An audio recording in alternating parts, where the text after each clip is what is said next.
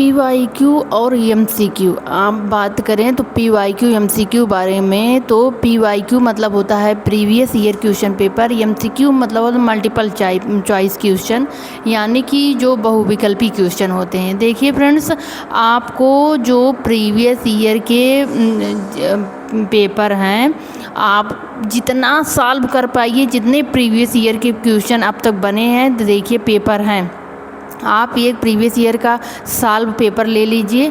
आप जितने उसमें क्वेश्चन हैं और सब सब्जेक्ट के आप सॉल्व कर लीजिए। जितने आप प्रैक्टिस कर पाइए, जितना आप टाइम दे पाइए प्रैक्टिस का, एग्ज़ाम के टाइम में 2 महीने आपके पास टाइम है, आप बहुत ही आराम से कर सकते हैं। अभी आपके पास टाइम है, आप जितना हो सके जितना कर पाइए। पीवाईक्यू और एमसीक्यू प्रीवियस ईयर की कीजिए, और एमसीक्यू जो आपके पास हिंदी की, साइकोलॉजी की, जितनी भी आपके पास बुक हो, मैथ की, जितना प्रैक्टिस कर पाइए आप उतना प्रैक्टिस कीजिए।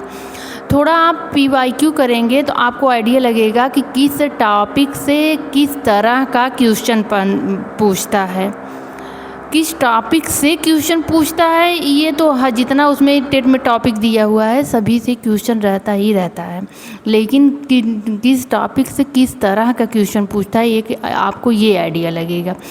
जितना हो सके आप उतना पीवाईक्यू करिए, और हर सब्जेक्ट के पीवाईक्यू पे आप पूरा बराबर का टाइम दीजिए। आप देखिए, हिंदी की हो, चाहे साइकोलॉजी की हो, चाहे मैथ की हो, चाहे ईवीएस की हो, चाहे संस्कृत या इंग्लिश आप चूज किए हो, चाहे साइकोलॉजी और इंग्लिश की हो, जितना आप पीवाईक्यू करके देखेंगे कि आपको पिछले ईयर के तो क्वेश्चन देखिए रिपीट तो नहीं होते हैं, ऐसे कोई ऐसे क्वेश्चन नहीं है, हमने भी दिया हुआ है। अब वो लेवल नहीं रहा जो पहले आता था, रिपीट तो नहीं होते, लेकिन ये हमको टॉपिक का आइडिया लगता है कि किस टॉपिक से किस तरह का क्वेश्चन पूछता है।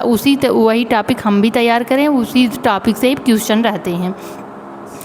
और एमसीक्यू आप देखिए, टॉपिक आप पढ़िए, इसके बाद जितने देखिए लूसन में पीछे दिया रहता है उसके देखेंगे तो उसमें दिया रहता है जितना आप क्वेश्चन प्रैक्टिस कर पाइए उतने क्वेश्चन का प्रैक्टिस कीजिए, क्योंकि हमारे एग्ज़ाम में एमसीक्यू टाइप ही बेस्ड एग्ज़ाम रहता है। आप जितना करेंगे आपका उतना ही कॉन्फिडेंस बढ़ेगा, आपको कॉन्फिडेंस आएगा, और एग्ज़ाम हॉल में कॉन्फिडेंस बहुत ही महत्वपूर्ण चीज़ होती है। अगर आप कितना भी टॉपिक पढ़ के गए हैं, आपको आता है, सब आने के बाद अगर आप आपके पास कॉन्फिडेंस नहीं है तो आप क्वेश्चन आते हुए भी क्वेश्चन गलत हो जाता है। इसलिए आप जितना अगर ये प्रैक्टिस आप किए रहेंगे तो आप प्रैक्टिस करने, थ्योरी पढ़ने से कॉन्फिडेंस नहीं आता, थ्योरी पढ़ने से दिमाग में जो चीज़ें रहती हैं, मैटर होते हैं, स्टोर होते हैं, लेकिन उस मैटर को किस तरह क्वेश्चन पूछता है, कैसे सॉल्व करना है, ये पीवाईक्यू और एमसीक्यू क्वेश्चन करने के बाद ही हमको ये चीज़ें पता लगती हैं। जितना हो सके आप अभ्यास कीजिए, और जो भी जैसे भी क्वेश्चन जिस टॉपिक से बनते हैं, देखिए टेट में ऐसे उसमें क्वेश्चन हर सब्जेक्ट में एक जैसे नहीं रहते हैं।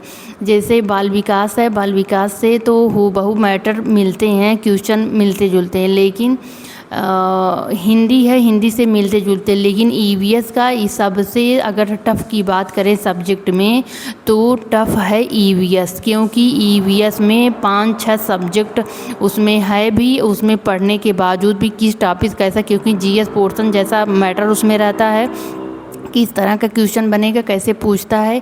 आप एग्ज़ाम हॉल में बैठेंगे, आप सॉल्व करके देख ही लेंगे कि कैसा ईवीएस का सबसे, हमें अगर कोई सब्जेक्ट टफ़ लगता है तो ईवीएस का लगता है।